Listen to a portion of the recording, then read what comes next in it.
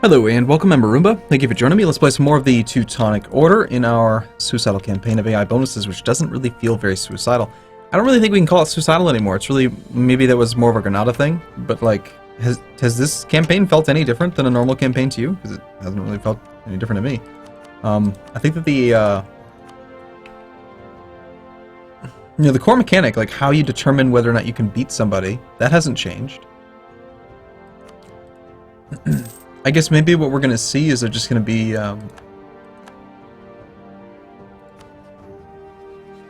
they'll just be more stable. You know, other nations will no longer just implode because they won't have nearly as much debt, I hope. Okay, so we can't call you in again. We definitely needed your help in the previous war, but I would like to take some land off of the Livonians. If we made it over Gotland, unfortunately, it is a well, no, we don't want to take Gotland. They have a core on it. It's just a bad idea. If we want to stay friends with the Swedes, we can't take Gotland from them. Although it would be a nice pickup from the Livonians. It's something that they have a core on. A little bit annoyed that we lost our relationship to the current emperor. Great thing about playing as a monastic order as well is that since you don't have royal marriages, you're much more dynamic when it comes to which relationships you can take and use. Let's cancel military access temporarily with Lithuania. Not temporarily, but let's pick up the alliance with Bohemia. We want to be friends with the current emperor. This is yet another alliance we can use to protect us and shield us from the Polish while we wait for the Polish king to die. Now, I assume that you are special interest. Yes, let's go through here again.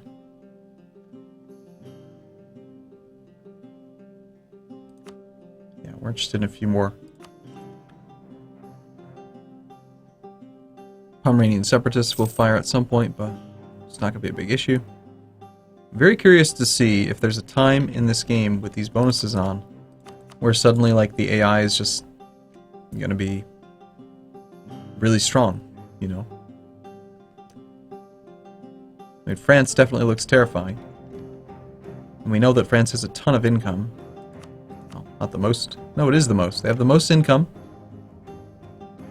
And of course, they're a lucky AI bonuses nation.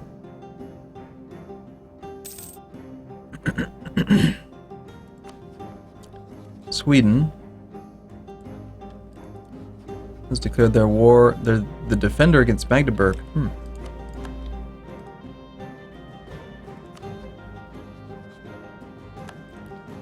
Pretty good leader for Hungary.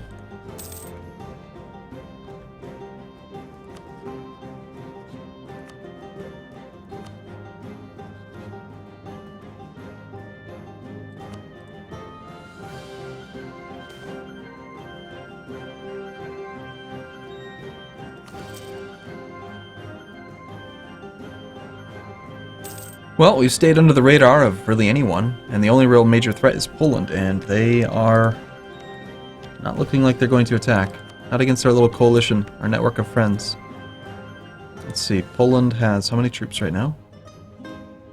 Poland's got only 25k. That feels so remarkably small. And then Lithuania has 20,000. Is it just me, or if you've got 47,000 force limit, like 47 force limit, why do they have so few troops with so much manpower? 39,000 manpower cap. They're nearly at their manpower cap. Why do they not have more troops trained? I'm wondering if AI bonuses even really works. Like, what if they have all these bonuses, they have all this extra force limit and stuff, and they just don't use it? I can't see why they wouldn't.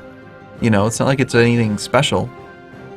The game should still be able to see, like, hey, this is your force limit, and you should build up to X percentage of force limit while at peace, that kind of thing. Like, they should take advantage of it, but it just feels like a very small amount.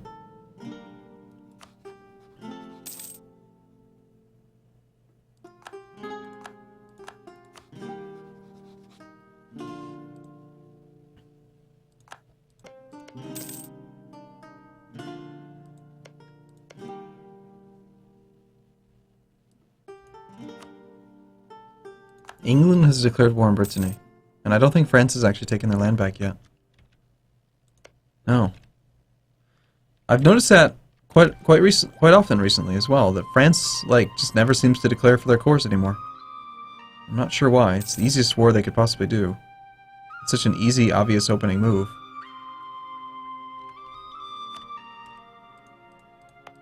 Well, could overbuild the naval force limit.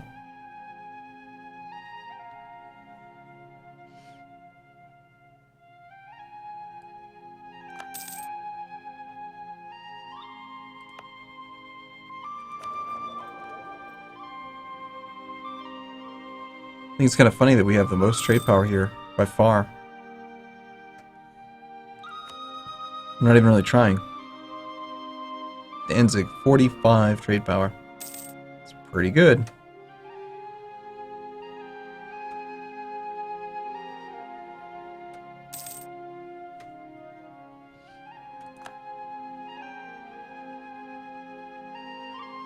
I think we're going to need to rival the Livonians. We need to get strong enough that we can break the rivalry with Brandenburg so that we can rival the Livonians and then take over this thing up here. I'd like that estuary.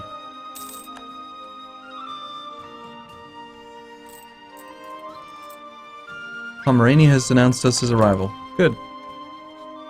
It's fitting.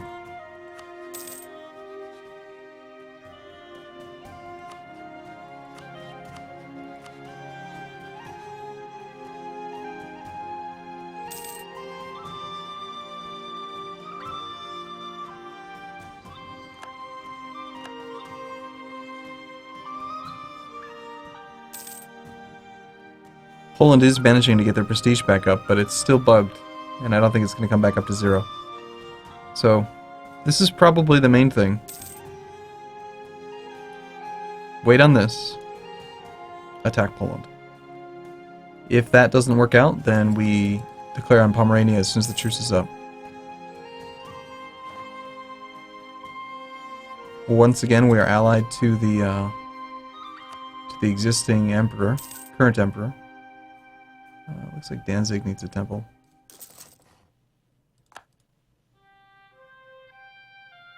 We've been informed by the commander of the guard in Neumark, Pomerania has been discovered fabricating on us.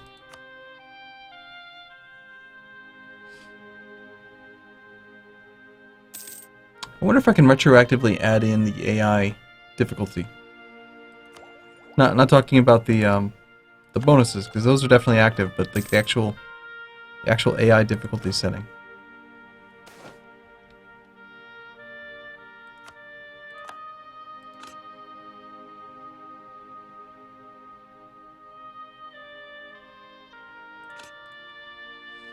Well, we are up to 80%.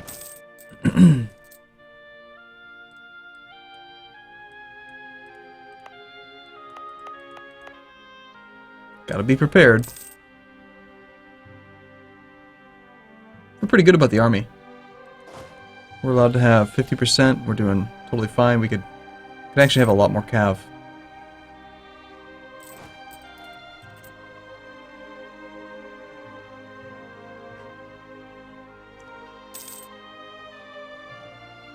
And honestly, if these rebellions are going to fire anyway, maybe we should just lower autonomy.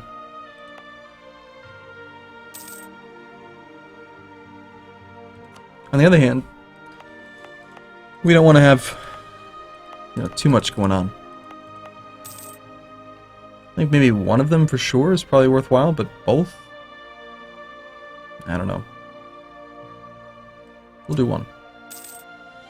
I'd actually prefer for this rebellion to fire so that we can lower maintenance again. What the hell? Just both of them go down.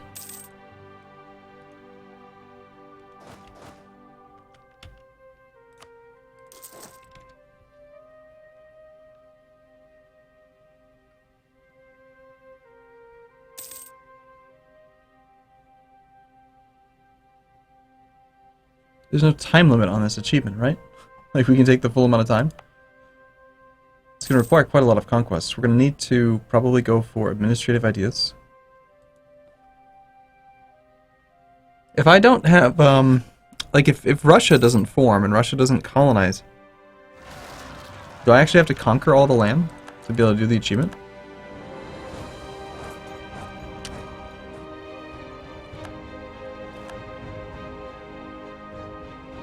Lost quite a few men.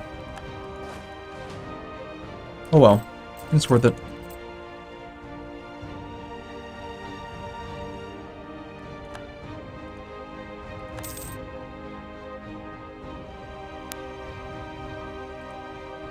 Maybe.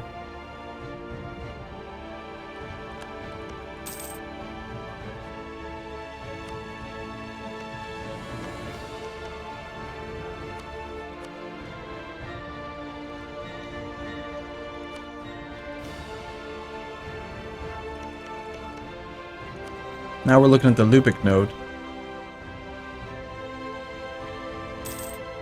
Well, if we expand into the Lubick node, we can make that our trade post, primary trade route, trade thing, whatever it's called. But, you know, I feel like moving into that one sucks when you're going to end up just wanting to move into the English Channel. But that's the wrong direction to expand, so we shouldn't do it.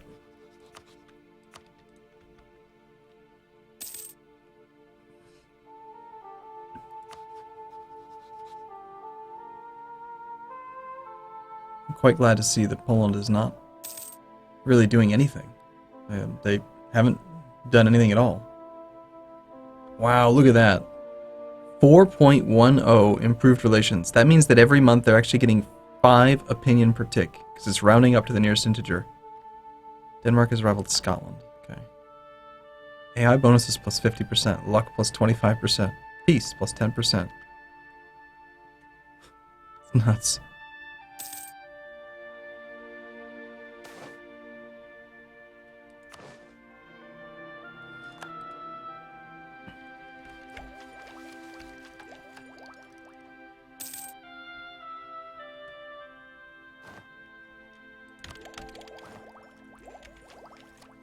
So, very first idea group as the Teutons. We have no real need for conversion just yet. Humanist, as always, is a very good opening one just because of the idea cost reduction for the future. Years of separatism, of course, makes it very easy to conquer new lands. The massive reduction to unrest. Very, very useful. On the other hand, just opening up with administrative so that we can get more conquest out of the way. Like, I feel like if you have administrative, then you're just going to have rebel problems if you don't have humanist. So humanist is probably the better first one to go for if you're going to do an admin group first. On the other hand, we've done this many, many times before, but, you know, like aristocratic actually works really well for, it's just, aristocratic's a great idea group. It really is. This one's okay. It's pretty good. We'd be stacking combat ability for cavalry. This one is fine. That's pretty damn good. And then this thing is actually quite amazing. Reducing your decay rate means you have much, much better generals. The diplomat's nice. That's okay. But this is the kicker. This is what's so great about aristocratic, is that it's a permanent reduction to your military tech. The earlier you get it, you just get tons more stuff.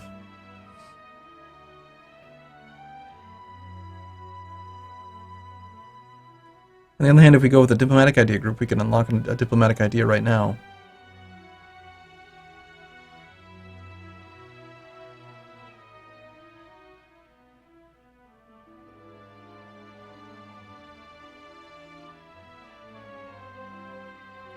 Finance the war by going trade ideas. Is there anything interesting with trade humanist? Ooh, look at that. Exchange of ideas. Idea cost minus 10%, yearly prestige plus 0.5. So we could potentially have minus 20% idea cost. That's pretty good. I have not started with trade in a very, very long time. And I'm a bit leery about going straight for an admin idea group right now. Just because it'll be so expensive to expand and to take ideas. I'm going to do trade. I have not done trade in a very, very long time. I want to just do trade. Global trade power plus 20% is also going to it's going to really increase our overall income. Like, monstrous modifier here to our trade power. So like right now we have 46%. We take this idea, and now we should have significantly more. calculated next month, of course. So 46% will go up to, and income at 6.76 goes up to 6.76 it was. So about 0.3 ducats a month. Might not seem like much just yet, but it's going to add up over time. Actually, I barely made any dent at all. I'm actually really surprised. Would have expected that to be worth a lot more. But the real value, of course, I don't know, trade did get nerfed when they stopped giving Naval Force Limit for merchants, but the extra 10% trade power bonus that you get for each transferring merchant. So we're going to end up having another 30% trade power once we pick up the 3 merchants. Then, of course, we're going to have the raw 10% trade efficiency. Trade string's alright, caravan power's alright. I mean, it's okay. It's just a money idea group, and I feel fine with it. Might not be the best one. We might have actually been better off taking Diplotech as a 30% trade bonus right here. Oh well, it's done. I would like to try to get ahead of time on Diplo. We're going to go ahead and focus Diplo, so we can knock out these ideas.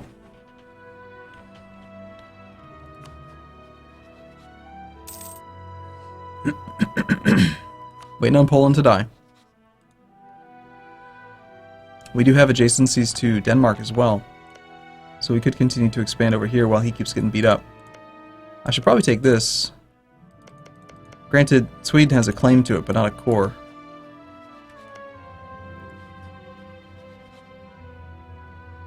We want to, we do want to slow down Swedish expansion. We want them to be strong, but not strong enough that they actually end up becoming an enemy. They will potentially become an enemy if I take land that they have claims on, but... You know, if I don't take this land, either Sweden or the Hansa will. So we have to do it. Not to mention it's 20 development.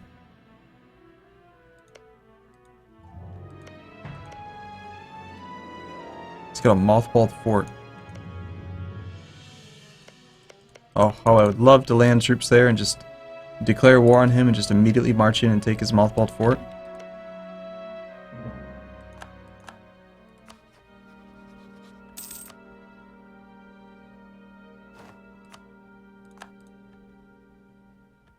Not to mention there are rivals, so we can get a lot of power projection if we actually take a bunch of land off Denmark.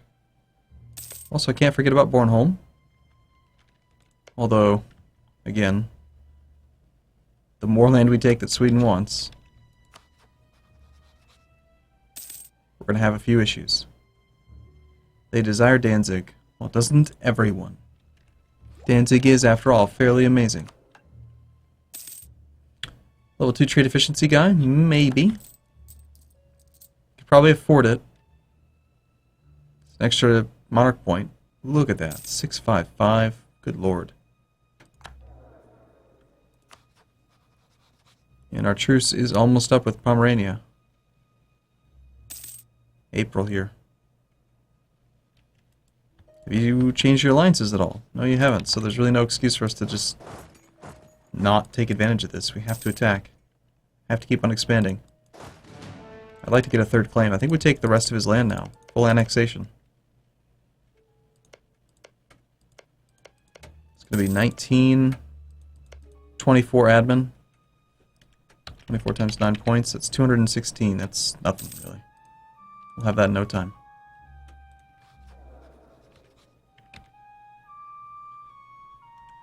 $216 minus our current of 92 divided by 5 per month. It's going to take 24.8 months to get enough monarch points.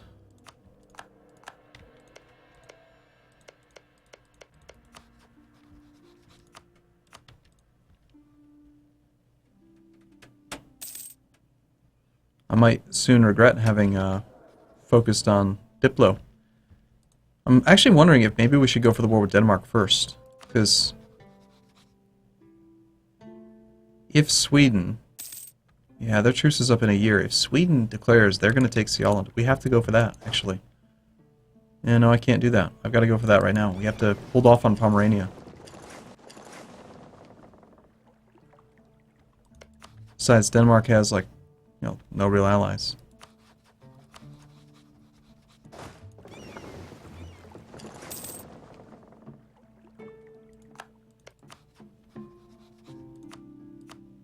I mean, at the very least, I want to get Sjælland.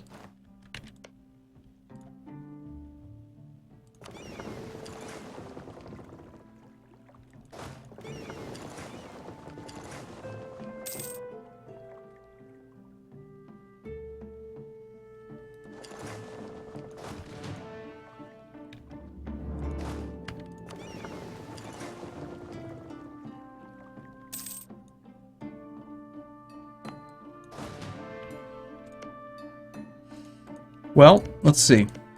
28. It's 252 points. Yeah, I think we just declare the war now. We go for this one. And call it good. Well, we'll have to wait for this claim first. But actually, you know what? Hold off on that. We don't need that claim just yet.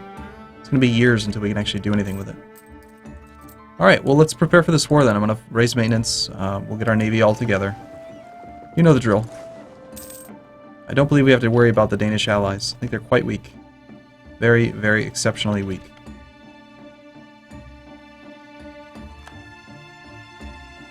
And as low as we are on administrative, I'm not even going to wait for any more claims.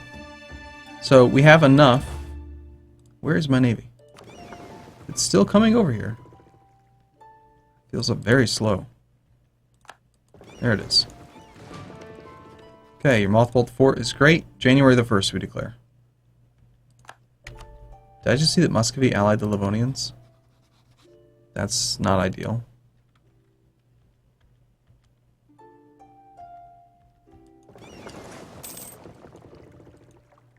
Alright. Let's get started here. Take Sjælland. Of course they bring in Norway, we don't care. We're not going to call any allies in. There's no fort there, so we'll send one troop that way. We'll send one troop down to here. Send one troop to here. Tell one, not a cav. One infantry to stop there. The rest will march. Oh, apparently with that mothballed fort, we do just need to send the whole army there and just wait till it's taken. It should be a blitzkrieg of a war.